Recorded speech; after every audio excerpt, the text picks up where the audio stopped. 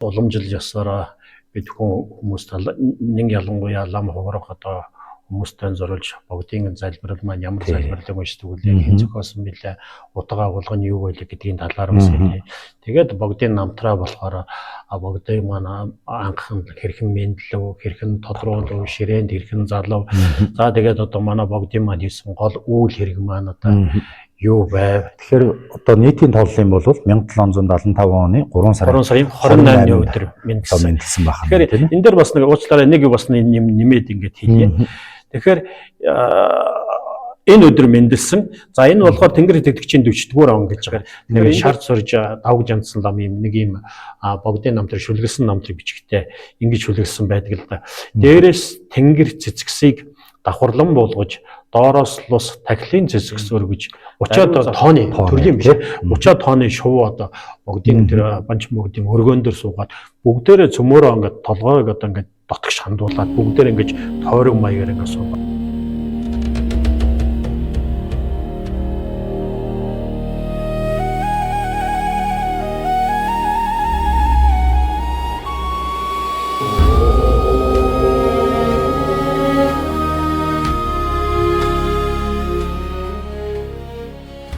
Сайн байцгаана уу? Монгол түмэнд сар шинэ мэндийг хүргье. Зүүрээд арчилээд Мадрая подкаст Монгол утга туулгаад сурал нэвтрүүлгийн сар шинэ анхны дугаарыг хүргэж байгаадаа таатай байна. Нэг ахта энэ өдрийн мэндийг хүргье. Сар шиндээ сайхан шинэлгүү та. Сайхан. За та сар шиндээ сайхан шинэлгүү. Хурландаа сайхан морилж байна уу? Буйнаа ариун байна. Та ерөөл моломдоо сайхан морилж буйнаа ариун хурааж байна уу? Их байна. Сайхан. Тэгэхээр хоёулагийн энэ удаагийн дугаар бол цуврал ёсоор 4-р богдынхаа талаар ярих байгаа. Түүх намтрын. Тэгэхээр 4-р богдынхаа тухай нэвтрүүлгээ эхлэхээс өмнө үзэгч олондоо та өнөөдөр ер нь 4-р богдынхаа намтрыг ямар хэсэгт хувааж аль талаас нь одоо сонирхолтой сэдвээр хүргэх үү? Тэр төлөвлөгөөгөө нэг танилцуулаад нэвтрүүлгээ эхлэе гэж бодож байна. За тэгээ. Өнөөдөр бид бүхэн 4-р богдынхаа алхын живцэн дом нутгийн 4-р дүрийн тухай болохоор хоёлаа бас олон түмэндээ бас танилцуулъя гэж бодож байна. Гэхдээ энд болохоор ямар ирмэд дарааллаар явах вэ гэхээр ерөнхийдөө энэ 1-р нь болохоор манай богд маань ямар нэр алдартай байлаа, шашин номын нэр алдартай байлаа. За тэгээд уламжил ёсоор бид хүмүүст нэг ялангуяа лам хугарах одоо хүмүүстэй зориулж бүгдийн залбирал маань ямар залбирлыг уншдаг вэ? Хэн зохиосон бэлээ? Утга агуулга нь юу вэ гэдгийн талаар бас хэлье. Тэгээд богдын намтраа болохоор богдын маань анхан хэрхэн мэдлүү, хэрхэн тодруулв, ширээнд хэрхэн залав. За тэгээд одоо манай богдын маань хийсэн гол үйл хэрэг маань одоо юу байв, тийм ээ? Монголын шашин, соёл одоо яг юу бүтээж ямар гавьяа байгуулсан бэ гэдэг талыг нь болохоор гол үйл явдлуудыг нь хэлье. Тэгээд мөн шашин номын талаас нь тэр манай богдынхаа голлох одоо буйн номд хөтөлсөн голлох одоо янзан багш нар нь хэм байв. Голлох одоо мэдээж манай богд маань болохоор нийт 100 Монгол ургатны багш мөн. Гэхдээ голлох тухайн цаг үед заларч байсан ямар их хэсдээс худаг туулгаад мэрэгд их хэсдээс байв гэдэг талаар нь бас ингэж дурдъя. Тэгээд мөн зохиол бүтээлболоод нирвандор үзүүлсэн гэх талаар болоод за эдгэрийг мөн одоо богдтой холбоотой домог түүх одоо намтар түүхэнд яг хэрхэн тусгасуу гэдэг энэ талаас нь болохоор хоёлаа бас олон түмэндээ мэдээлэл хүргэе гэж бодож байна л та. Тэгэхээр тэгвэл одоо өнөөдрийнхөө нэвтрүүлгийг бол хоёлаа уламжлал ёсоор богдынхаа нэрний тухай хэлэх байна тийм ээ. Манай богд маань одоо хинээс ямар нэр сойрох уу? Тэр талаасаа эхлэе гэж бодож байна. Тэгээ. Манай богдын нэр маань болохоор Лувсан Төвдөн Ванчиг Жигмид Жамц гэсэн одоо юм шашин номын саглын юм нэртэй. За энэ нэрийг одоо хэн хайрлсан бэ гэхээр богдын анхлан тодруулахад 8-р далаалан Жамбал Жамцгийн энэ нэрийг ингэ сойргосон байна. Лувсан Төвдөн Ванчиг Жигмид Жамц. Мөн Төвдөн Ванчиг Жигмид Жамц гэдэг нэрээр нь болохоор одоо мөн товчлон бас хэлж ингэж болно л да. За утга нь ямар утгатай вэ гэхээр сайн оюун чадагчийн шашны эрх баялаг аюулгүй далай гэсэн. Тэгэхээр юу вэ гэхээр Гэлэгван ясны одоо бүх утга туулгаадын гол нэрэнд болохоор Лувсан буюу сайн оюун гэдэг нэр ингээд орж байгаа юм. За манай богдын өөрийнх нь нэр маань болохоор Төвдөн Ванчиг буюу шашны эрх баялаг. Тэгээ аюулгүй далай гэсэн ийм яруу сонсголонтой юм нэрийг болохоор 8 дугаар далаалам Жамбал Жамцын гэгээн болохоор ингэж анхаалтан хайрлсан байна. За мөн манай богд маань олон одоо 500 гаруй нэр төрлийн нэр зүйлийн одоо зохиол бүтээл тууруулсан байдаг. Эдгээр зохиол бүтээлүүдийнхаа бас ингээд ард нь төгсгөлийн үгэндээ болохоор нэрээ олон зүйлээр ингэж тавьсан байдаг.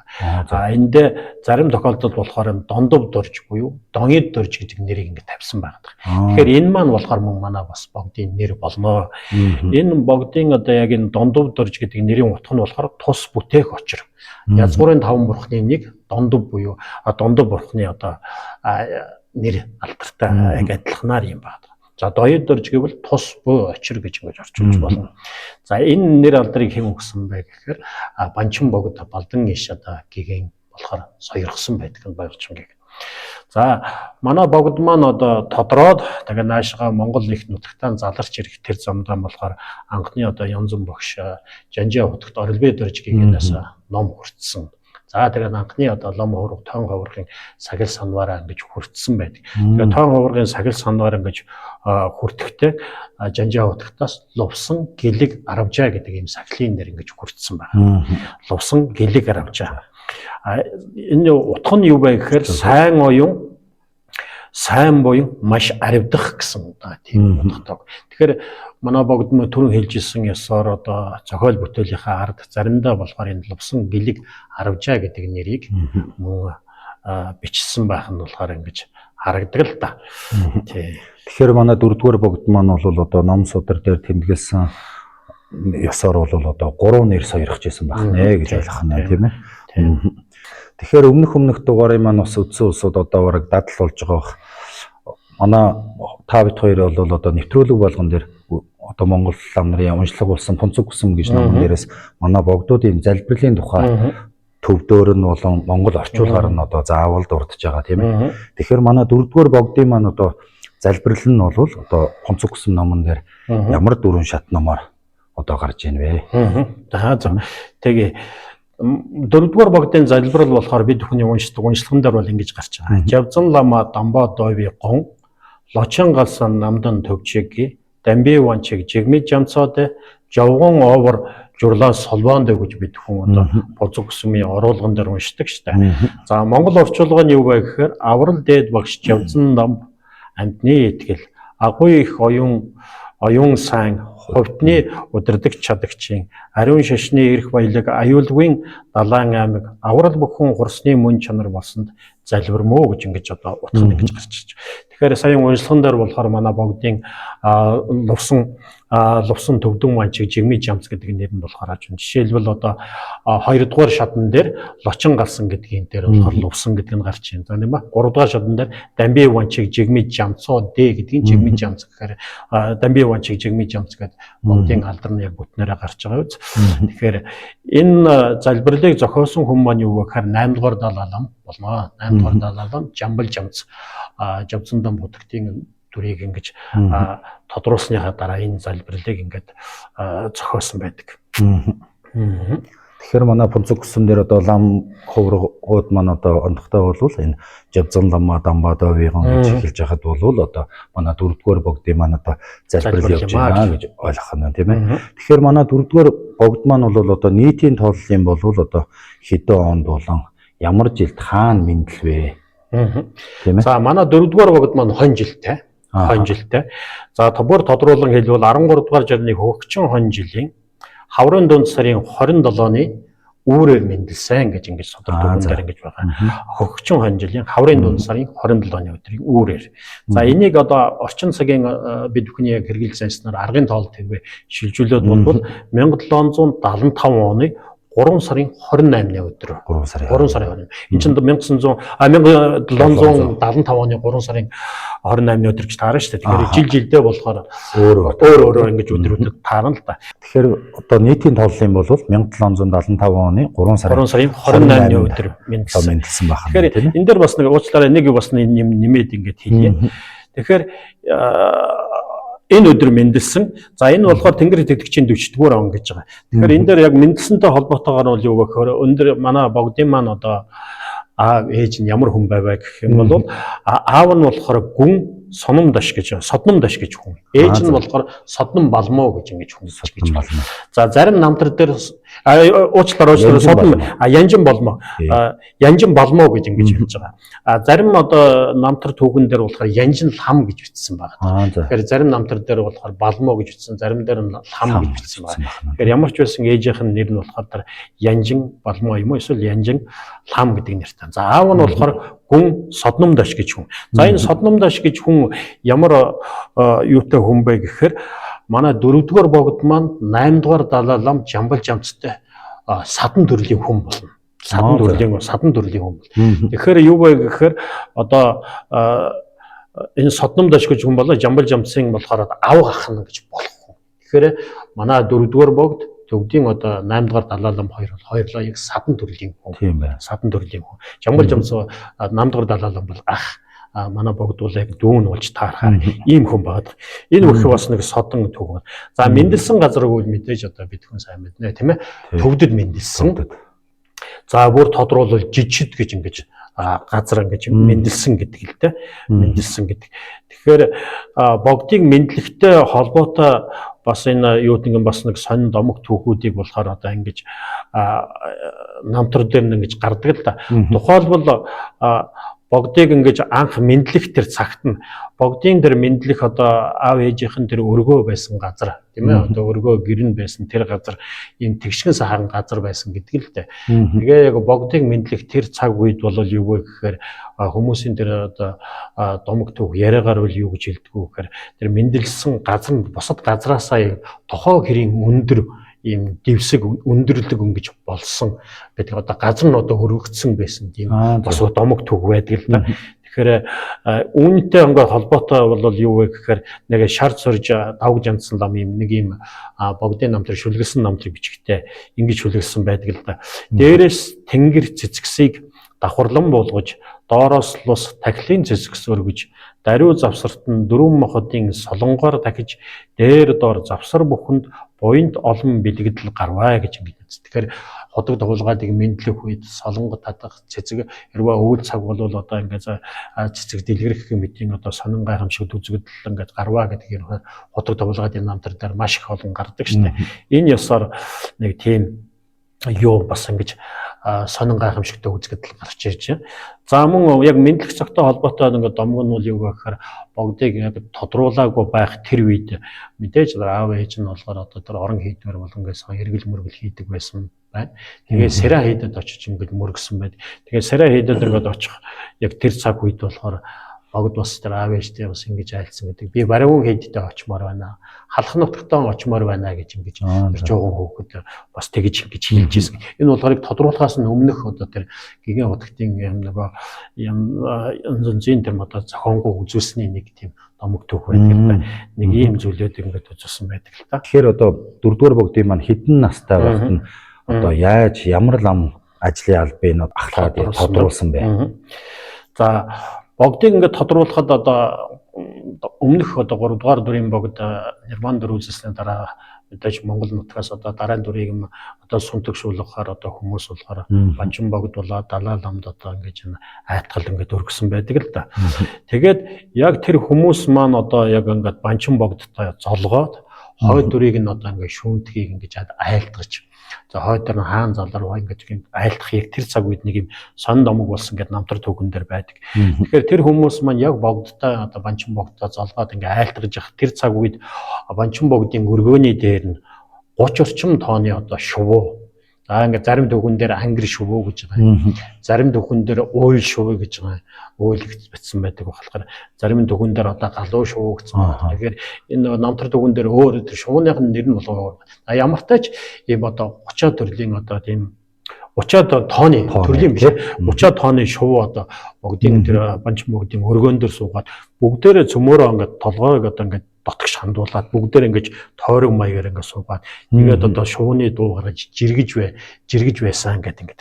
Тэгэхээр энэ үеийн тэр одоо энэ явдал учрыг нь болохоор юу гэж тайлсан баар банчин богдоос юу гэж тайлсан гэхээр за энэ дүрмийн гарах дүр маань бол юу вэ гэхээр энэ дүрийнхэн болохоор Монгол нутагтаа залрахад хотгтын одоо хуврагын аймагуд маш их сайхан хуран цуглархын бэлэгдэл юм байна.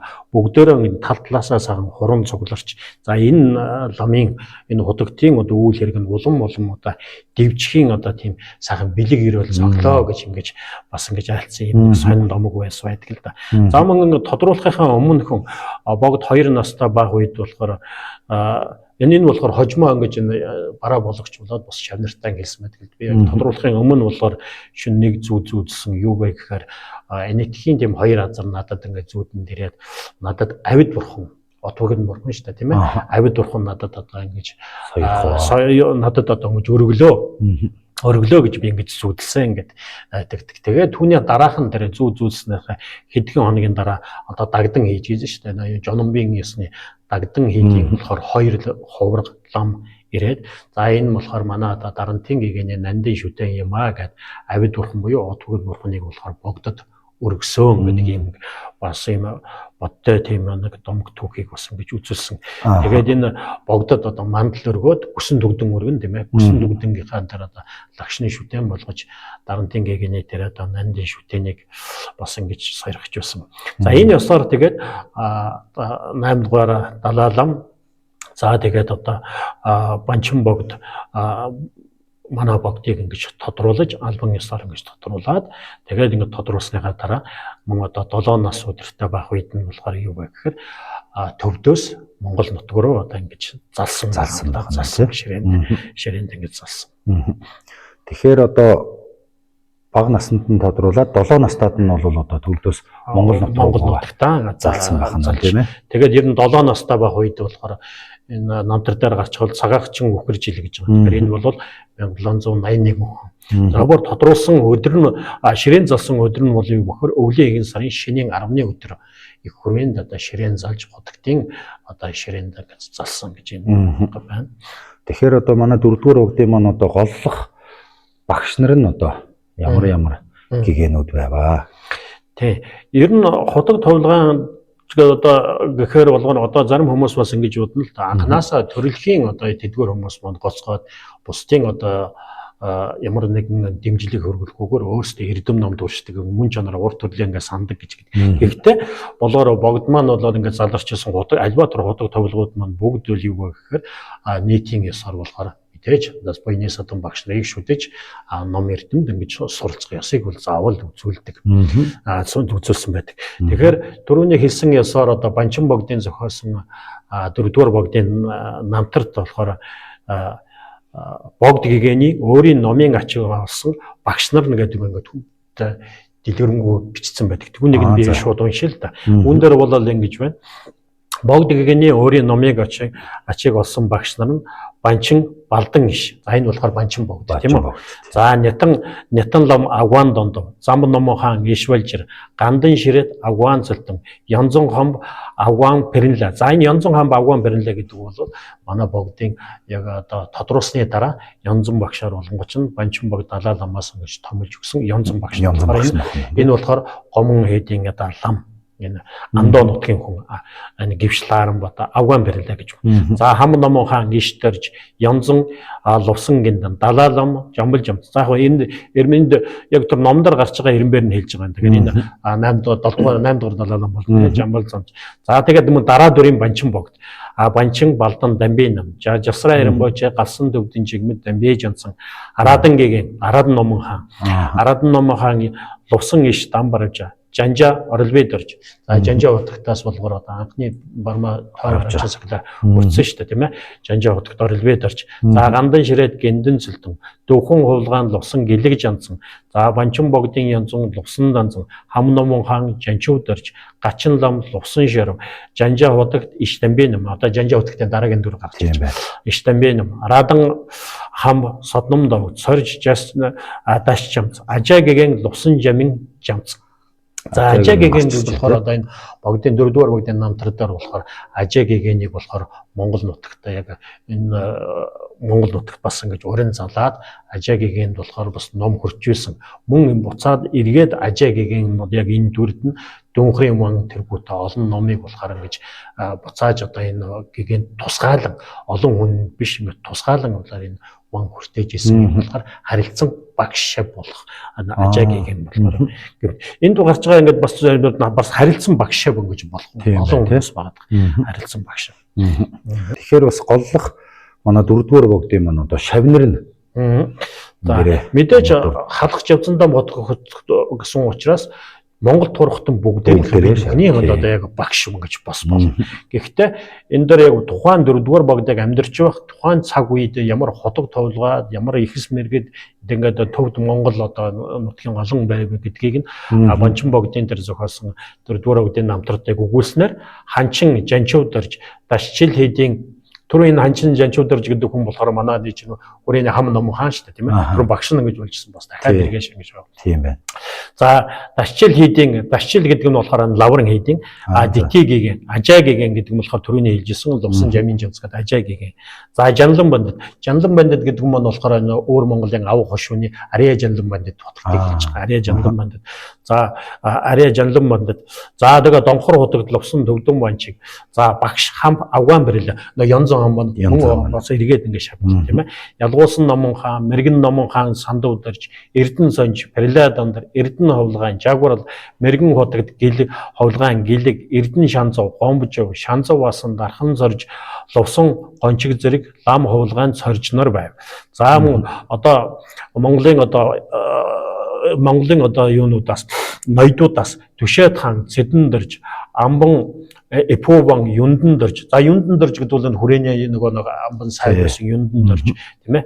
Юндан дорж Чимван Цэдэн дорж Дэд дааван доржжов Сэцэн хааны хошууны ялгуусан лам лувсан гиндэн хурц лам лувсан шороо Сэцэн хаан Энгтэр Чинван Манбаатар Дэд даа жунван Баатар очир засагт хааны жалхан цутагт лувсан балжир лөндөв. За жалхан цутагтын энэ дүр байна тийм үү. За нар ванчин хотогт засагт хаан Буньядар Сайн ноён хаан аймгийн Зай бандад Номон хаан лувсан сэвэн Чин сүзэгт Номон хаан Сайн ноён хаан Понцогдаш Гүрний Эпол хаваан дорж Дэд даа жунван дэмчигжав тэргүүтэн халахын бээл бэс гүн засаг тайж түшмэл за лам хотлоо ховлогод их баг. За хар шар нийт бол. За тэгээд энэ болохоор зүүн энэ одоо яг ар халах нутгаас. За өвөр 49 хушуунаас за Бэлэгт Номон хаан Жанлан бандад лувсан дэмбэ жамсан. За энэ тэгээ түрүүн хоёлоо дурж исэн ав хошууны одоо Ария жанлан бандад. За гомон лам асан төвдөв ням нарын их баг ховлгаад. За лаарм яримпэл байрын хошууны ван. За маймаа ван тэргүүтээ ноёд төшмөл хатад аг албатууд. За мөн одоо бусад одоо Монголын өөр хошуу нутгаас Өөлдийн сорж иш содог Өөлдийн Намжил дорж хаан Цэдэн дорж хаан Намжил Магсаржав тэргүүтээ Өөлдийн лам ноёд. За Ураанха бараг солоон тэргүүтнээс харшаар олон нийт. За амдаа зүгээс одоо ингэ төвдөөдөөс төвдийн тухайн гол одоо хүмүүсээс нь Ажаагийн лувсан жамин дорж дашчилын девацсан ховлгаан жамин төвдөн тэргүүтэн их баг хотод товлгаад. За тэгээд жанзаа хам гандан жанзагийн хам лувсан нямдаг төдөв жамц шарзай хам жудва ингээд жуд татсангийн хам давг шар агван даржа за лосолон татсангийн хам борон дэгва жалва хам шаккар хам дулва дэйн хам агва хам симба ховлгаан янзун ховлгаан замба ховлгаан тэргүүтэн баравангийн одоо хулгаан ламнар за сэрэжа татсангийн хам даваа давг сүлтэн бонцог за сэрэ мад Сэрема датсан гэдэг юм хам дэтгва сүрва агва датсан яны сэрема гэдэг агва датсангийн хам басан шадлунгийн дасгийн ховлгаан сэрэ лам тэргүүтэн олон шавнар за гандан датсан тэргүүтэн хам хотог товлгаад за тэгээ жуд мад арадын хэдийн олон ховлгаан зан нутагт олон бие товчлбоос богд гэгнээс номын барилга олсон шавнар огторгоongод газрын гөрөөс мэд өгүүлж баршихыг үлгүүцнэ гэж энэ бэгийн сайн намтраар гарч байгаа яг үгчлэн богдлон одоо бүгд нэлээ. Тэгэхээр манай богд нийт Монгол төмний бас багш гэхдээ яг тухайн цугуд байсан одоо бүх хотод товлгаад төвд Монголыг ингээд дурдвал бас ийм намтар дээр нь бол ингэж гарч байна. За тэгэхээр бид бүхэн бол одоо сая энэ богдын маань одоо голлох багш нар болон шавнар гэдэг. Гэхдээ Монголд хурахтан болон одоо бүгдээрээ шавнар боловч голлохын нүүл хэрэгтэй. Энэ улсуудын нэг талаас нь одоо товчхон зогсох нь л дурдж байгаа нь одоо энэ байна шүү дээ, тийм ээ. Тэгэхээр богд маань бол одоо түрүүн та одоо дурдчихсан тийм үү. 7 настайдаа Монгол нутагт залсан гэдэг. Тэгэхээр одоо богдынхаа одоо баг балчир насных нь одоо ном эрдэмд шамдчихсан талаас нь ярил 7 настайд нь одоо Монгол нутагт залаад юу хамгийн түрүүнд одоо цанид татсанд шавьсан гэдэг тийм ээ. Тэгэхээр энэ талаас сэрүүлээд ярил та. Тий. 4-р богдын намтар түүхийг ингээд уншихад болохоор жинхэнэ одоо хотод ховлгаан лам хүний яг тийм амьдралын тийм одоо хэм маяг намтар цадиг түүх бол ингээд ажиглагддаг л да. Энэ манай богд маань ерөнхийдөө эгэл жирийн одоо лам хуурхан эхлээд одоо багштай шавараад уншилгаа ингээд чийжлээ. За тэгээд дараа нь татсан сургуульд ороод ингээд цаашгаа тэр яг явдаг. Яг тэр ёсны нь болохоор одоо манай богдын намтраас ингэж гарч идэг л гэдэг. Тэгээ Монгол заларч ирсэн тэр анхлан заларч ирсэн тэр цаг үеэсээ эхлээд манай богд маань жинхэнэ лам хуурхны яг тэр явдал ёсыг үзүүлж яг эрдэм номд ингэж суралцсан байдаг. Тэгэхээр болохоор одоо богд маань бол юу гэхээр яг намтар дээр гардаг л да. 7 настай заларч ирээд тэгээд дараагаар нь 10 нас хүртэл буюу 1784 оны Хөглөө жил ингэж хүрэх яг тэр үе хүртэл болохоор бүх одоо манай хүрээний бүх уншлагуудыг яг чэйжилж дүүрсэн 3 жилийн дотор яг дүүрсэн гэж байгаа. Тэгэхээр энэ хүрээний уншлага гэдэг маань болохоор одоо бид хүний мэддэг цогчин харанг магтаал гэж яддаг тийм ээ. Магтаалууд за тэгээд энэ хангал болоод за тэгээд бүх тэр доод дүүгэх мэт юм бүх уншлагуудыг нь болгонгот нь одоо яг чэйжилсэн гэдэг. Тэгээд ингэж юм чэйжилсэн гэж байдаг. Тэгээд яг үүнээс яг улбаалаад бол юу гэхээр энэ намтар дүгэн дээр ингэж гардаг. За шаашлуулаад одоо босод үзэл судлах одоо багал амирмаас эхлээд одоо ингэж үзэж ингэж судалдаг гэдэг. Тэгэхээр намтар дээр нэг үг ингэж гардаг. Юун дээр яг энэ одоо 10 настай байхын 9 сарын намрын сүүл сард болохоор багал амир одоо ингэж бүтэн ингэж чэйжилж ингэж дүүрэн гэдэг. За мөн одоо яг энэ үедээ болохоор юу гэхээр яг Монгол заларч ирснийхаа дараа 8 настай байх үедээ энэ үед болохоор ч Монголын хүрээнд болохоор яг Цаничорын Дашчомбол гэсэн яг Дашчомбол гэдэг ганцхан татсан байсан тийм ээ. Дашчомбол нэр сүүлд ингэж өгсөн тийм ээ. Тэр олон хуврагуудад болохоор Манчир бурхны магтаал Додврын жамцын лүн ингэж хайрлсан гэж лүн ингэж хайрлсан. Тэгээд энэ лүн хайрлах үедээ болол юу гэхээр тэр өөрийнх нь дотны ингэ шавнартай болохоор бас бараа болгочтой хэлсэн байдаг. Нэг тэр үедээ Дацангийн ламнар нь болохоор 200 орчим тооны хүмүүс байсан, ламнар байсан. Тэгэхээр Дацангийн ламнарын тоо болохоор одоо 1000 хүрэх хэрэгтэй. Энэ 1000 хүргийа гэсэн одоо тийм зарлаг ингэж хайлтаад. Тэгээд ер нь хойтон жил нь буюу яг манай дээр Цанчорын Дацангийн ламнар бас богдын зарлаг ёсоор ламнарын тоо бас маш их олон болж 1000 ингэж хүрсэн гэдэг. За тэгээд мөн 14 настай байх үедээ тэр шарав шинжил болохоор одоо яг тэр Цанчорын яг жинхэнэ уншлагаа дүүргэснийхаа дараа ном хаялцах, ном хэлэлцэх тэр одоо номыг бас ингэж үзэж эхэлсэн. Бас үзэж эхэлсэн гэдэг. Тэгээд үүнээс хойш ингээд ерөнхийдөө ингээд намтар түгээн ажиглах юм бол юу гэхээр 20 настайдаа бол юу гэхээр сандж игсэн, санд үе, дэмчиг, жигждэг бүх чуугуудыг ингээд бүрэн ингэж шээжилж ингэж дүүрсэн гэхлээр. Тэгээд ерөнхийдөө 22 настайдаа бас ингээд парчин ингэж үзэж эхэлсэн гэдэг. Одоо Монгол заларч исэн тэр цагаас эхлээд Нирван дүр 39 наснда Нирван дүрийг үзүүлэх хүртэл болохоор энэ ном эрдмийг ингэж суралцах, чийжлэх, давтах юм болохоор ерөөсө тасралтгүй яваад байсан болохоор яг эгэл одоо бүх лам хуврагууд ном эрдмээ яаж сурдгуу тэр ёсоор богдч ялгаагүй явсан нь бас харагддаг л да. Тэгэхээр одоо үүс зохионгоо нь бол одоо маш дэлгэрэнгүй л явж байна. Даанч тийм боловч одоо нэвтрүүлэг маань одоо цагтай байгаа. Энэ удаагийн одоо нэвтрүүлгийн маань цаг бол одоо энэ түрээ дүүрсэн байна. Хоёулаа дараагийнхаа дугаарт 4-р богдынхаа одоо цаашд нь ярих сэдвүүдээр одоо богдынхаа намтрыг үргэлжлүүлж ярихгүй бол үргэлжлүүлж ярихгүй бол нэг нь одоо энэ ходог тавлгаадын намтар гэдэг нь маань цаглашгүй.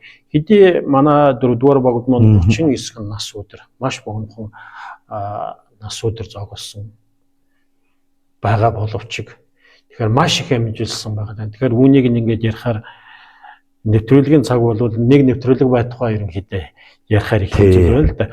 Өнөөдөр уг нь төлөвлөгөө ёсоор хоёлаа болгоор урьдчилж ингэж төлөвлөгөө ёсоор бол богдынхаа нэг нэвтрүүлэгт багтаа гэсэн болгоч багтгааргүй их байна.